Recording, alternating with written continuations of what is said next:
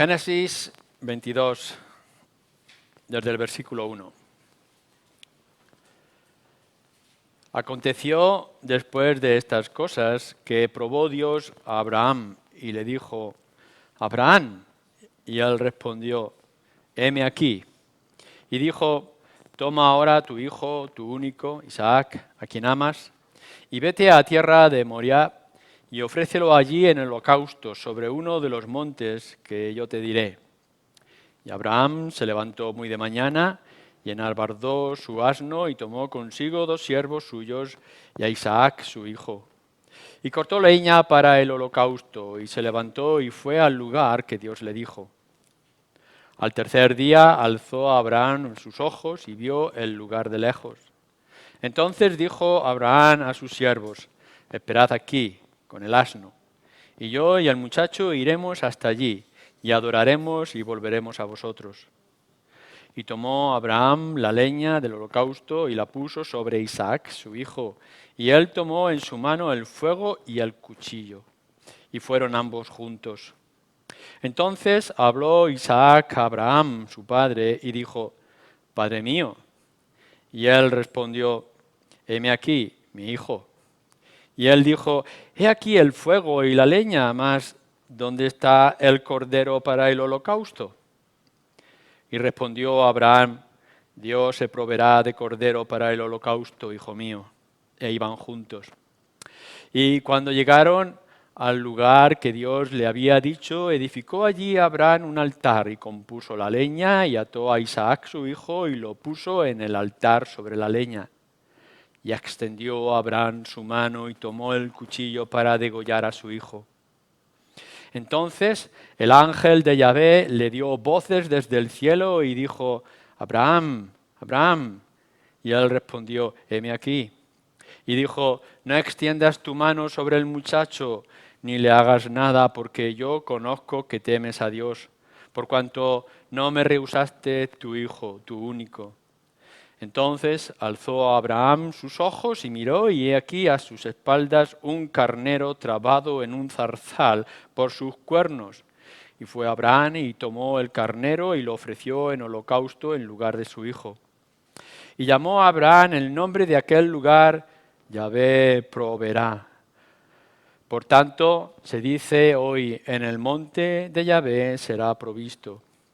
Y llamó el ángel de Yahvé a Abraham por segunda vez desde el cielo y dijo: por mí mismo he jurado, dice Yahvé, que por cuanto has hecho esto y no me has rehusado tu hijo, tu único hijo, de cierto te bendeciré y multiplicaré tu descendencia como las estrellas del cielo y como la arena que está a la orilla del mar. Y tu descendencia poseerá las puertas de sus enemigos.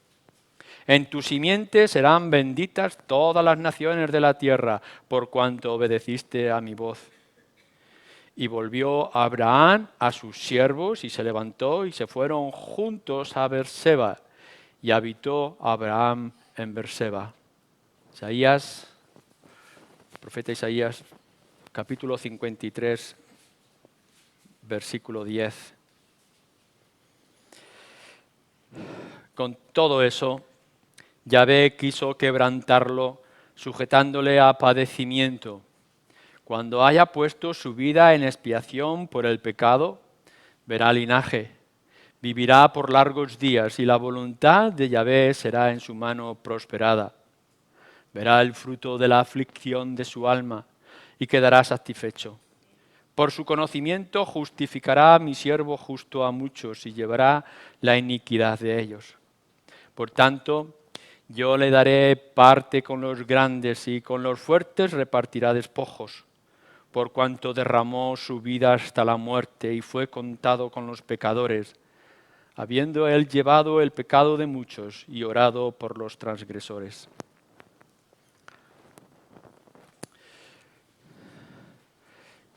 Supongo que podéis ver la relación que hay entre lo que hemos leído del libro de Génesis en la historia de Abraham y de Isaac con este último pasaje, todo en sí de lo que es el capítulo 53 y especialmente en estos versículos. No voy a hacer un resumen de lo que ya hemos visto en las 4 exposiciones anteriores de este pasaje y quiero que nos centremos en estos 3 versículos para concluir en todo lo que tiene que ver con el siervo. Cristo como el siervo sufriente que hemos estado viendo. La idea que yo quiero centrar aquí es lo que nos dice en este versículo 10. Con todo eso, Yahvé quiso quebrantarlo. Lo que vemos aquí en estos versículos, en esta línea, es la voluntad de Dios, o de Yahvé, sobre el siervo. Es decir, sabiendo que ese siervo es Cristo, la voluntad de Dios sobre su Hijo Jesucristo, sobre el siervo. Ya hemos visto anteriormente en este mismo pasaje, si leéis en el versículo 4, ciertamente llevó él nuestras enfermedades y sufrió nuestros dolores, y nosotros le tuvimos por azotado, por herido de Dios y abatido. Es decir, que ya en ese versículo 4 se nos decía que es Dios quien va a abatir, quien va a presentar como sacrificio a su propio Hijo. Es Él el que lo hace.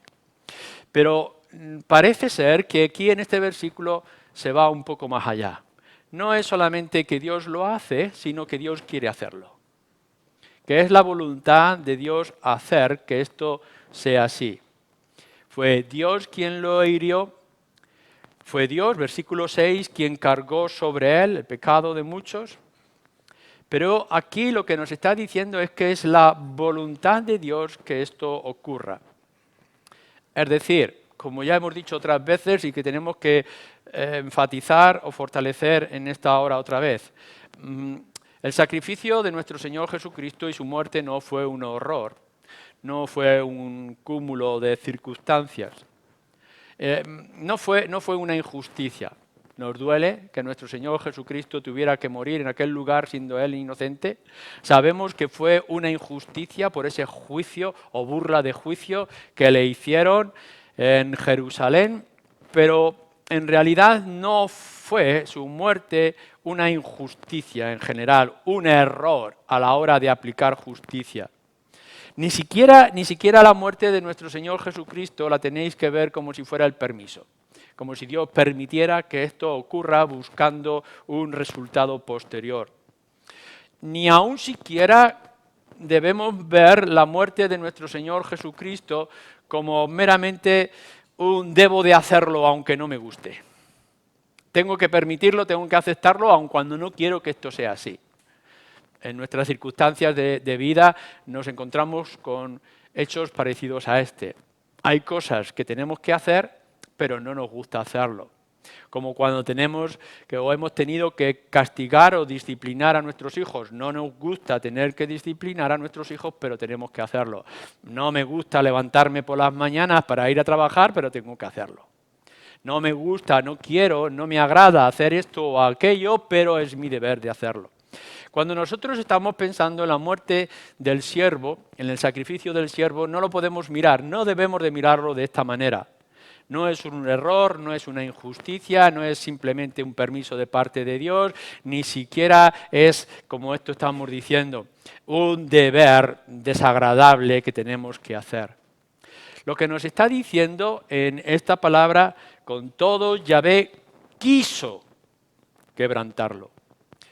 Es que es el deseo y determinación de parte de Dios de que el siervo pareciera como pareció o sufrió por nuestra causa. Cuando vosotros vais, por ejemplo, en el libro de Hechos, Lucas está comenzando su historia sobre la obra de la Iglesia o el comienzo de la Iglesia.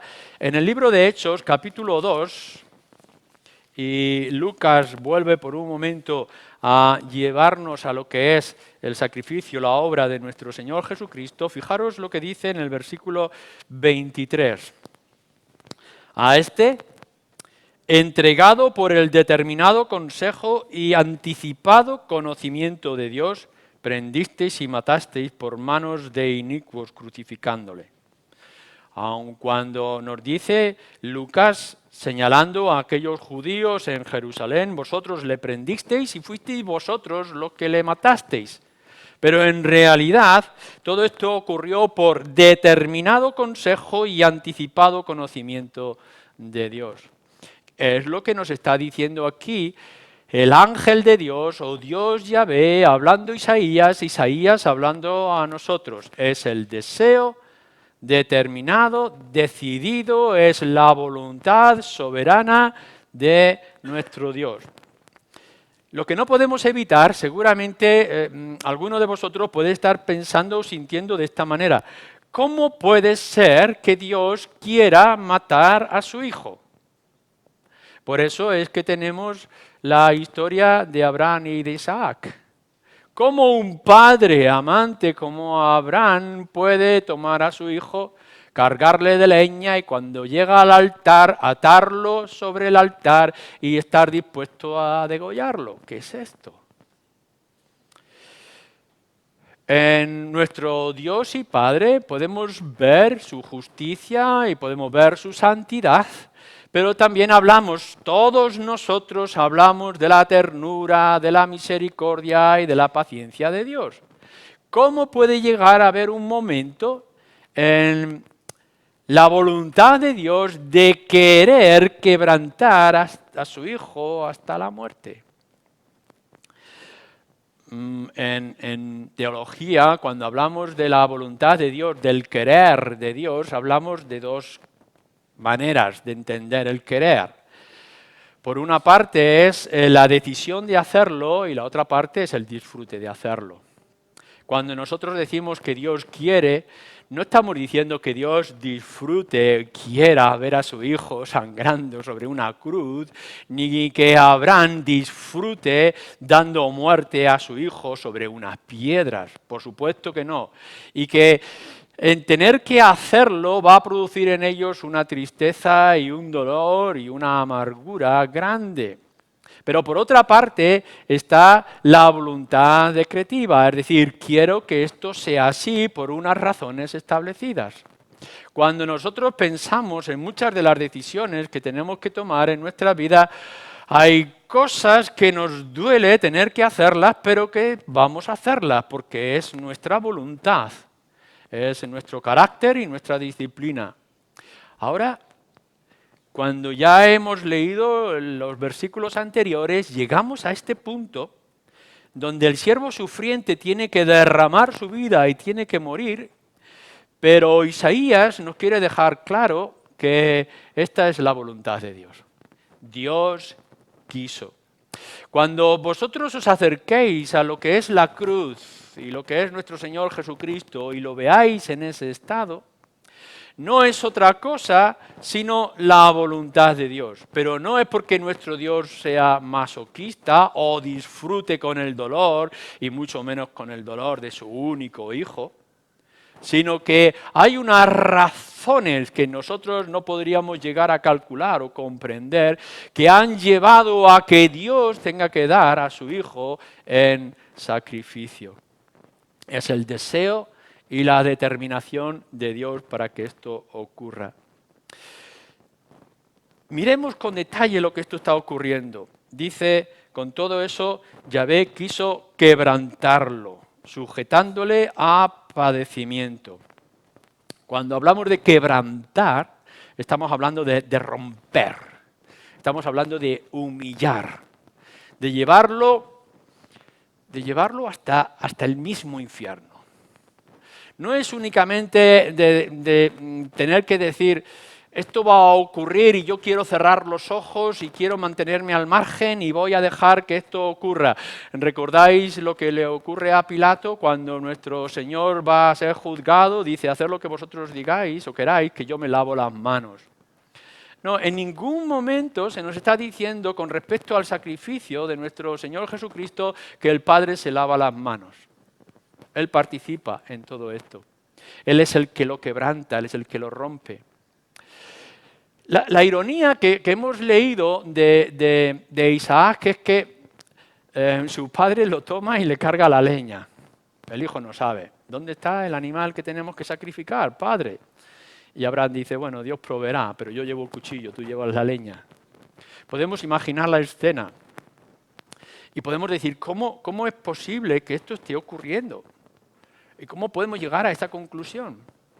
No es que Dios deje en las manos malvadas de judíos o de romanos a nuestro Señor Jesucristo, sino que cuando vemos a nuestro Señor en ese estado tan terrible, lo que nos está diciendo aquí es que Dios Padre quiso romperlo, quiso quebrantarlo, lo llevó hasta el sufrimiento máximo.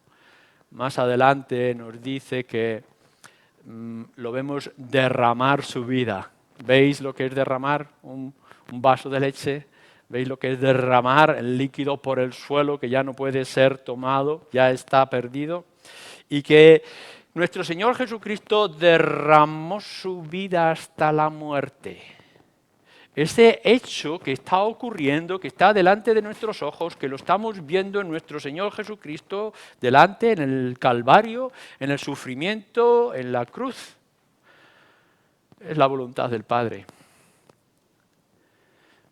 La pregunta que se puede hacer el mundo y que puede estar haciendo alguno de vosotros es, ¿podía esto hacerlo un Dios de amor como es el que nos está dibujando la sociedad en la que estamos viviendo? El Dios de amor, tierno y paciente que no permite el dolor.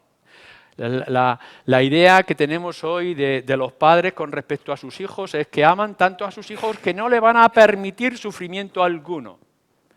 Y vemos a esos niños consentidos y malcriados y esta tendencia a no tener principios ni barreras que estamos viendo a nuestro alrededor. Claro, ante esta idea que se nos presenta ante la sociedad, ¿cómo podemos imaginar que haya un Dios que no solamente es que permita el dolor, sino que Él mismo es la causa del dolor de su Hijo? En nuestra historia de Abraham y de Isaac, varias veces se nos repite tu hijo, tu único hijo, a quien amas. Fijaros la fuerza en el pasaje, en este capítulo 22. Es tu único hijo que tú me tienes que ofrecer porque yo así te lo demando. Y Abraham se acerca a su único hijo dispuesto a sacrificarlo. Y nosotros tendríamos que pensar en nuestra mente y conciencia humana de este mundo, cómo un padre puede llegar a hacer esto. O mejor todavía, cómo un Dios de amor puede hacer lo que aquí se nos está describiendo. Bueno, nosotros no podemos conformarnos con el Dios que nos pinta la sociedad, sino que tenemos que ir al Dios que nos dibuja la Escritura. Y esta es la descripción que se nos hace. ¿Cómo lo quebranta? ¿Cómo nos lo dice? Dice, sujetándole a padecimientos. Yo no sé lo que significa cuando Isaac es atado. No sé si es que Isaac se quiere rebelar o no está entendiendo nada y quiere salir corriendo y su padre tiene que atarlo. Pero es la voluntad firme de Abraham de que su hijo muera en el altar. Y lo que entendemos acerca de la persona del siervo, de nuestro Señor Jesucristo, es que Él va a ser quebrantado, va a ser roto, va a ser humillado, con todo tipo de padecimientos. No vamos a entrar en él, pero tendríais que volver otra vez a leer los evangelios y los últimos capítulos del evangelio. Como en el momento mismo que entra en Jerusalén y empieza a ver que todos le van a abandonar, que hay un traidor en medio de los suyos, el padecimiento ante los romanos, el juicio, etcétera, etcétera, la tortura inmensa física y emocional que nuestro Señor Jesús tuvo que experimentar. Pero lo tenemos aquí. Podemos recordar otra vez el versículo 3, 4 y 5 de nuestro capítulo. Despreciado y desechado entre los hombres, varón de dolores, experimentado en quebranto, y como que escondimos de él su rostro. Fue menospreciado y no lo estimamos. Ciertamente llevó nuestras enfermedades y sufrió nuestros dolores, y nosotros le tuvimos por azotado, por herido de Dios y abatido. Mas Él herido fue por nuestras rebeliones, molido por nuestros pecados. El castigo de nuestra paz fue sobre él y por su llaga, fijaros bien, su llaga fuimos nosotros curados. ¿Quién fue el que le hizo todas estas cosas? ¿Quién fue la causa de este versículo 3, 4 y 5? Volvemos otra vez al versículo 10. Con todo eso, Yahvé quiso quebrantarlo, sujetándole a padecimientos. Es decir, que todo lo que estaba experimentando, todo lo que experimentó nuestro Señor Jesucristo, fue a causa de la voluntad de su Padre. Ese Dios de amor, ese Dios de misericordia que nosotros nos hemos dibujado. Casi lo podremos ver en nuestra propia imagen. Yo al menos puedo verlo en el altar y dispuesto a experimentar el mayor dolor, en el caso de Isaac, como lo experimentó nuestro Señor Jesucristo. ¿Por qué fue esto? ¿Qué fue lo que llevó a Dios el Padre? ¿Por qué quiso Dios que su Hijo experimentara todo este dolor, todo este padecimiento, toda esta pasión que decíamos el domingo anterior? Bueno, seguimos leyendo en el versículo 10. Cuando haya puesto su vida en expiación por el pecado, verá linaje, etc. Cuando haya puesto su vida en expiación por el pecado. La expiación es el sacrificio. Y esta palabra, esta definición nos refiere al Antiguo Testamento, el sacrificio de los animales. Es ese animal que estaba con sus cuernos enredado en unas zarzas y que Abraham cogió después en sustitución de su hijo y lo degolló literalmente ante aquel altar. Es un sacrificio de animales. Podemos entenderlo. Podemos entender toda la simbología, todo lo que representa los sacrificios de animales en el Antiguo Testamento y todo lo que la ley de Moisés establecía. Pero esto es una cosa. Una cosa es que nosotros podamos ver el sacrificio de animales. Y lo que nos está diciendo aquí es un sacrificio humano. ¿Cómo es posible que los cristianos, es decir, tú y yo, adoramos a un Dios y servimos a un Dios que está dispuesto con el sacrificio humano? Vemos las historias de las religiones falsas donde se degollaban a hombres y mujeres en sacrificio. En toda la historia de la humanidad, si podéis ver a los habitantes de América antes de que llegaran los conquistadores, allí se sacrificaban a los esclavos y los siervos a sus dioses. Cuando el pueblo de Israel entra en la tierra de los cananitas y todo lo demás, allí se sacrificaban niños y se sacrificaban hombres y mujeres. El sacrificio humano era una realidad a todo nuestro alrededor. Y nosotros decimos, no, nuestro Dios no está dispuesto a los sacrificios humanos. En todo caso, lo que nosotros vemos es el sacrificio de animales. Pero nuestro Dios es un Dios de amor. ¿Cómo va a sacrificar a hombres? No podemos aceptarlo. Es una imagen tan horrible a nuestros ojos cristianos y occidentales del siglo XXI que no podemos pensar que Dios esté dispuesto a ver. Pero ¿qué es lo que nos está diciendo nuestro texto? Nos está diciendo nuestro texto que Yahvé quiso quebrantarlo cuando lo expuso a él en expiación, es decir, en sacrificio. No es que nuestro Señor iba a hacer un gran esfuerzo, o iba a tener un tremendo gasto, o iba a dedicar parte de su vida. No, lo que nos está diciendo aquí es que iba a haber un sacrificio humano. Para que esto lo pudiéramos entender, tenemos la imagen del capítulo 22 de Génesis, donde Dios le dice a Abraham, toma a tu hijo, tu único hijo, y sacrifícamelo en un altar en el monte donde yo te diré. Y entonces toda nuestra estructura se desencaja. Podemos entender que Moisés describa sacrificio de animales, expresando la voluntad de Dios para redimir a los pecadores, pero un hombre, un niño, Isaac, el único. Entonces, ahora llegamos a esta imagen. No, No, Dios no se agrada con el sacrificio de hombres.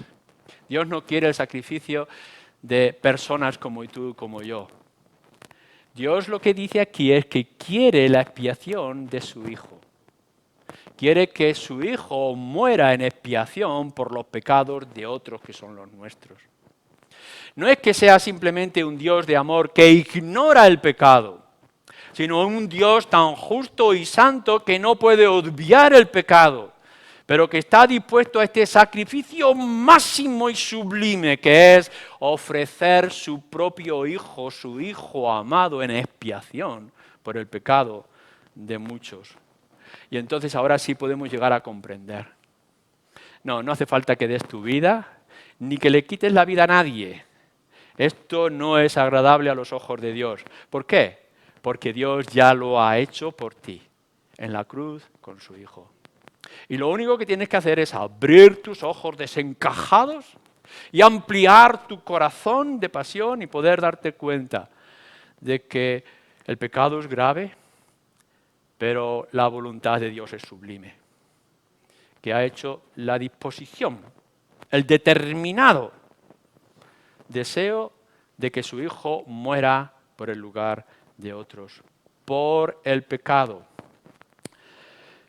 cuando haya puesto su vida en expiación por el pecado, no el suyo. Nuestro Señor Jesucristo no había cometido pecado alguno. Dios no le dijo a Isaac, sacrifícate, te vas a hacer un altar y te vas a cortar el cuello.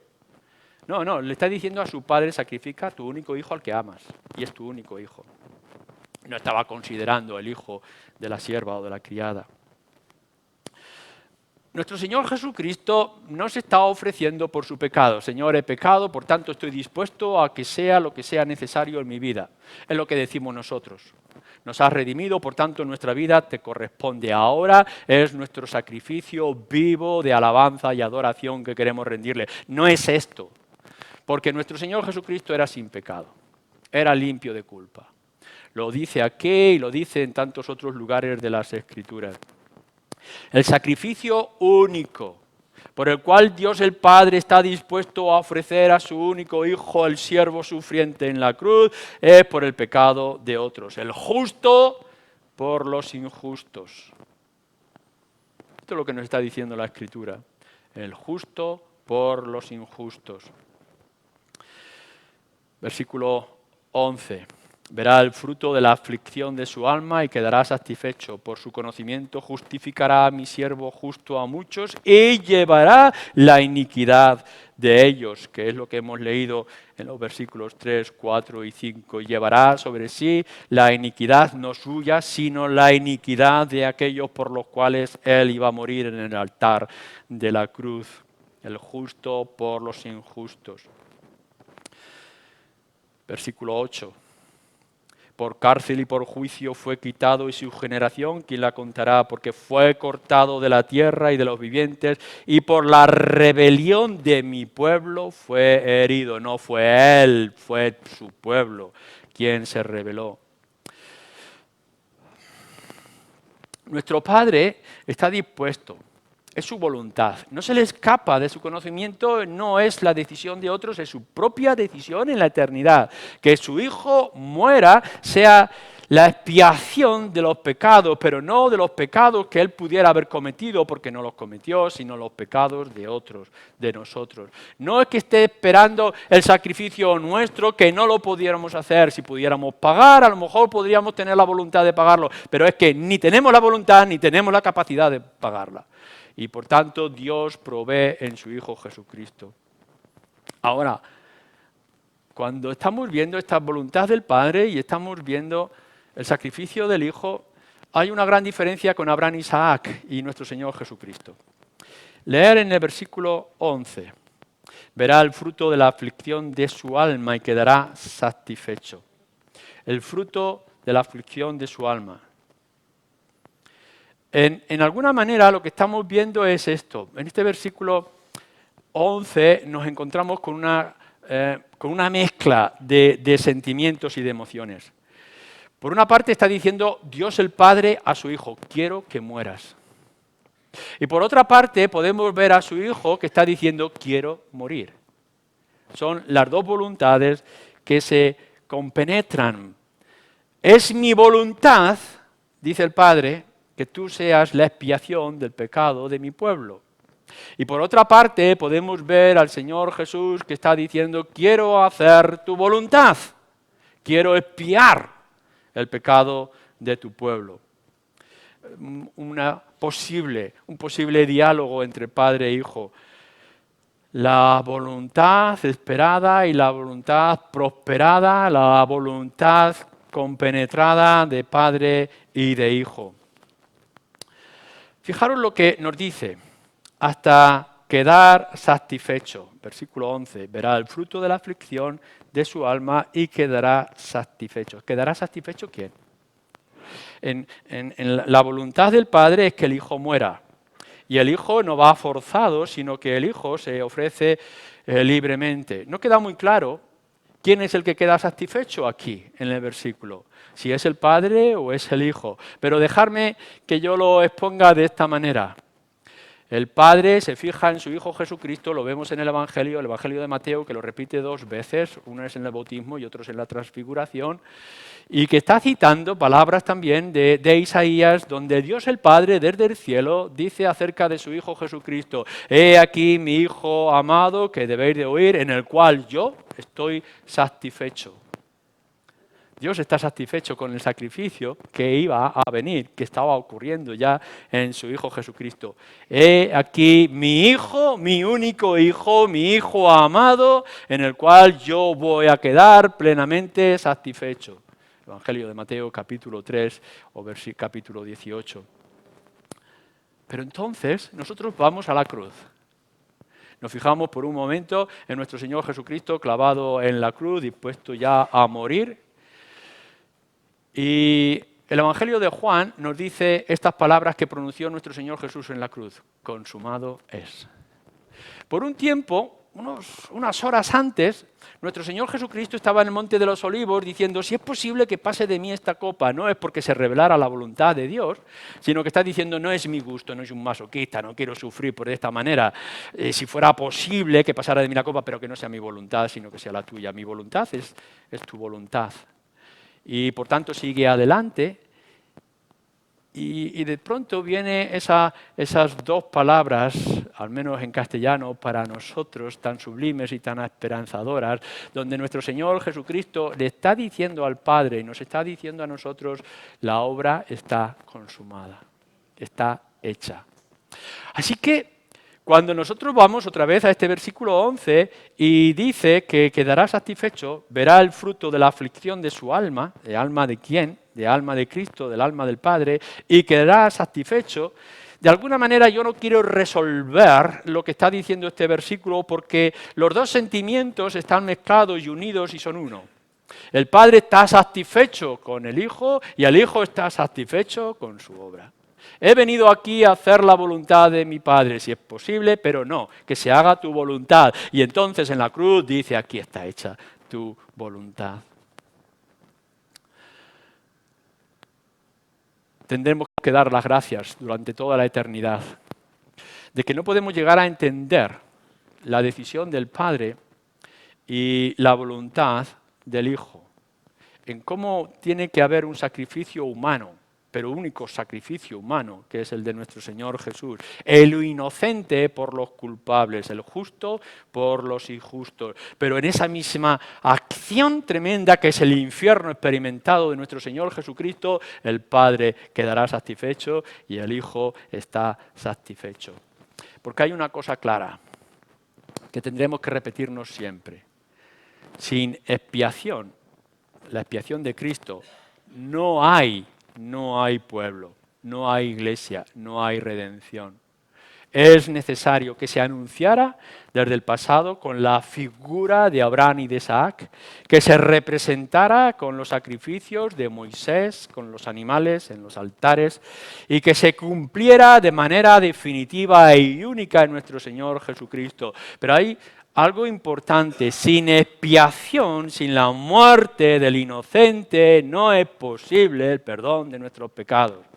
Es necesario que nosotros hagamos buenas obras, nos esforcemos, busquemos la santidad, nos acerquemos al Señor y rehuyamos del pecado todos los días de nuestra vida. Pero eso nunca alcanzaría nuestra salvación.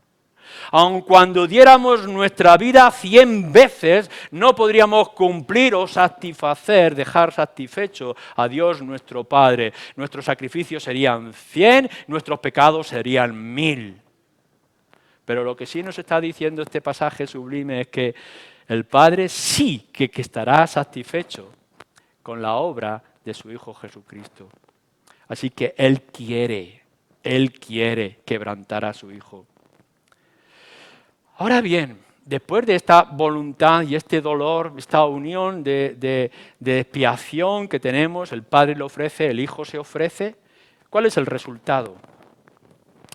Bueno, volvemos otra vez al versículo 11 y nos dice cómo verá el fruto de la aflicción. Y versículo 10, vivirá por largos días después de haber dado su vida. Da su vida para después tener larga vida.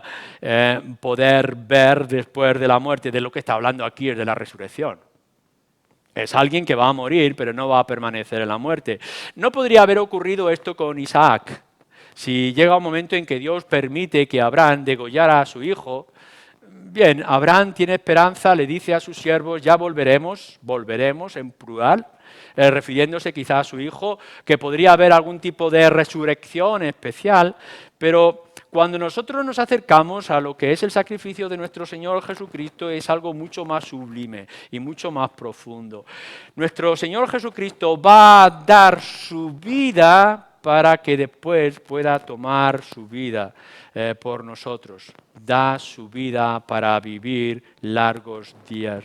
En el capítulo 15 de Primera de Corintios se nos habla de esa resurrección. Es necesario que hubiera una muerte y resurrección de nuestro Señor Jesucristo para que nosotros pudiéramos alcanzar la resurrección. Cuando nuestro Señor Jesucristo muere, nosotros morimos. Él es enterrado, nosotros somos enterrados. Pero cuando Él resucita, nosotros seremos resucitados. Lo que nos está hablando aquí es que la muerte no puede sujetar a nuestro Señor Jesús, no lo puede frenar. Así que aun cuando lo podemos ver 3 días o al tercer día, aún en esa muerte, la muerte no puede pedir con Él, al contrario. Él con su muerte vence a la muerte, con su vida gana la vida y vida eterna. Dar su vida para que nosotros la tengamos y la tengamos eternamente. Y nos da un detalle interesante porque nos dice que después verá el fruto. Es sin linaje para poder tener linaje. Versículo 10 otra vez. Quiso quebrantarlo sujetándolo al padecimiento. Cuando haya puesto su vida en expiación por el pecado, verá linaje. Vivirá por largos días. La voluntad de Yahvé será en su mano prosperada. Verá linaje.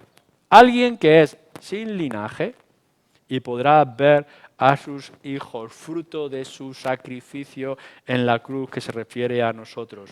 Aunque murió sin linaje, cuando resucite tendrá linaje. ¿Por qué? Porque será el victorioso sobre la muerte y victorioso sobre nosotros. Con su muerte justificará a muchos. Versículo 11, versículo 12, muchos. Cuando hablamos de la expiación y el fruto de la expiación, el linaje que después nuestro Señor Jesucristo va a arrastrar, tenemos que dejar claro 2 cosas. No es la expiación por todos y no es la expiación de unos pocos. Dice que es la expiación de muchos. Por tanto, no es que nuestro Señor Jesucristo muriera por todos y cada uno de los hombres y mujeres de la historia, pero tampoco es que nuestro Señor Jesucristo muriera por unos pocos, sino que Él va a morir por muchos. Aquí lo importante no es, en primer lugar, si son todos, si son pocos, si quiénes son, si vamos a ser una gran multitud como la arena del mar o las estrellas del cielo. Lo importante cuando se nos está hablando de que no son todos, pero no son pocos, es si vas a estar tú.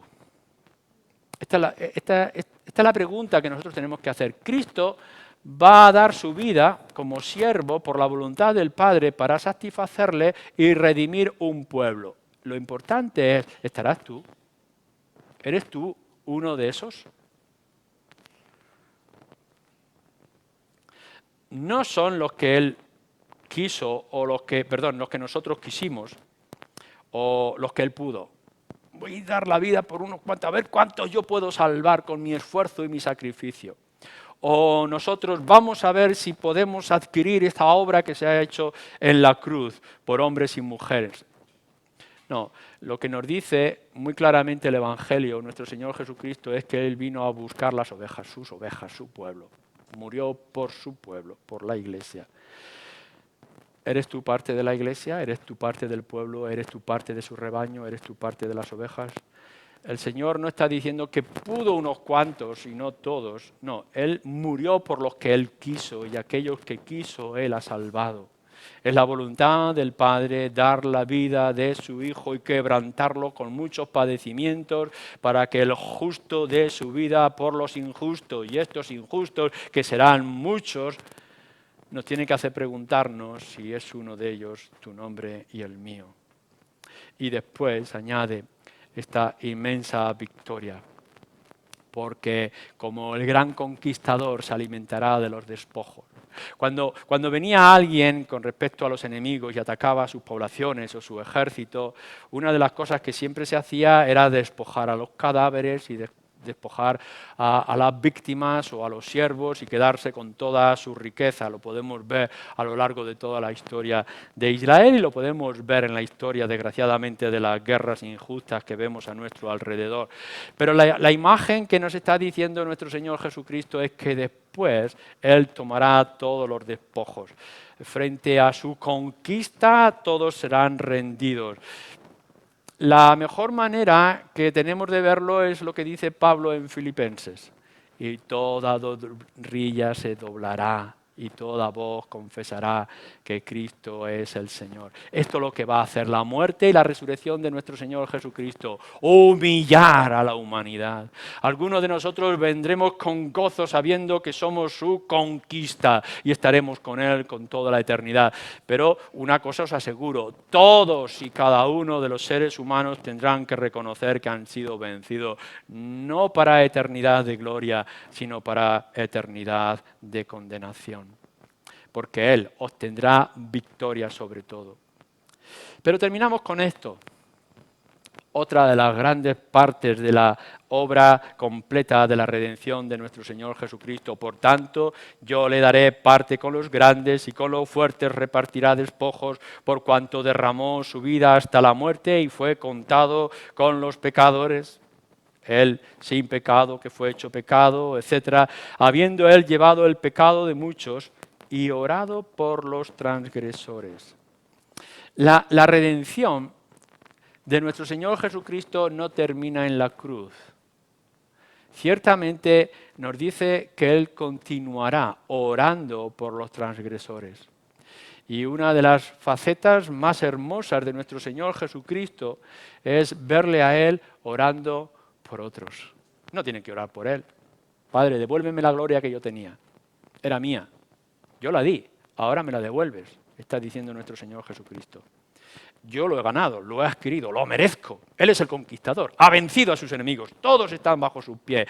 Y el Padre no ha podido hacer otra cosa o ha querido hacer otra cosa que poner todo bajo sus pies como un estrado. Pero en medio de esa sanción victoriosa, por encima de todo, con toda su gloria y majestad, nos dice que nuestro Señor Jesucristo, capítulo 17 de Juan, está pidiendo por los suyos, pido por los míos, pido por mi pueblo, por el testimonio que ellos tienen que dar. No solamente por los de ahora, sino por los que han de creer por el testimonio de ellos. No es una oración tremenda el capítulo 17 de Juan, intercediendo por los suyos, pero esto no es lo único. Porque llegamos entonces a la cruz, otra de las frases tremendas de nuestro Señor Jesucristo: le han maltratado, le han humillado, le han desnudado, le han clavado en la cruz, está a punto de morir, y lo que se le ocurre a nuestro Señor Jesucristo es acercarse al Padre casi como un hálito que se le escapa. Padre, perdónalos, porque no saben lo que hacen. Qué oración más tremenda. No quiere decir que los dejara sin pecados a todos ellos, sino que ese pecado horrible de dar muerte al Hijo de Dios no iba a ser tomado en cuenta, porque lo que hubieran merecido es ser arrasados por completo. Padre, perdónalos. La oración de nuestro Señor Jesucristo es profunda en ese momento de la cruz que nos da lugar a pensar en nuestro Dios y Señor como intercesor. Pero la Escritura va mucho más, porque si leéis en la carta de Pablo a los Romanos, capítulo 8, y en otros pasajes de las Escrituras, que lo vemos a Él, a nuestro Señor Jesucristo como abogado, como intercesor. Así que lo podemos ver a la derecha del Padre como una visión que se tiene de nuestro Señor Jesucristo intercediendo por nosotros, ofreciendo su sacrificio una vez más. ¿Estos son culpables? Claro que sí. Ellos son injustos, yo soy el justo, dice nuestro Señor Jesucristo. Ellos tienen que pagar con sus pecados, son culpables, merecen tu ira, deberían de estar en el infierno. Pero no se los tenga en cuenta porque yo he pagado por ellos. Una y otra vez ante la acusación del enemigo, que se acercará a ti hoy, mañana, en cualquier momento y te dirá, eres culpable, mira lo que eres. Si eres un pobre desgraciado, desgraciada, lleno de trabajo, no mereces nada de lo que puedas recibir. Y esa acusación de tu pecado que es real, porque te está diciendo eres culpable y está mostrando tus pecados. Y de pronto ves que esa envidia, esa codicia, ese mal hablar, esos pensamientos te acusan y te señalan. Pero a la misma vez ve el Espíritu que intercede por nosotros y nos dice, no, pero no me los toques, porque estos son míos, porque no me los puedes quitar.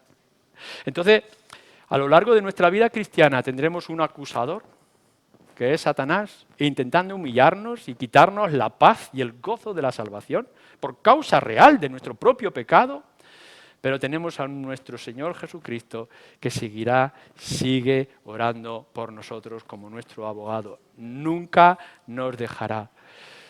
Entonces volvemos otra vez al Padre. Claro que sí, claro que nuestro Padre, el Dios del cielo, creador de todas las cosas, quiso quebrantar a su Hijo, pero no porque tenga el gusto de quebrantar, sino porque tiene el gusto de salvar, porque tiene gusto de levantar un pueblo contigo y conmigo. Quiera el Señor que nosotros podamos valorar y disfrutar esa nueva posición que hemos adquirido por medio de este sacrificio, el siervo sufriente, sufriendo por ti y por mí. Que Dios quiera esto sea un hecho. Amén.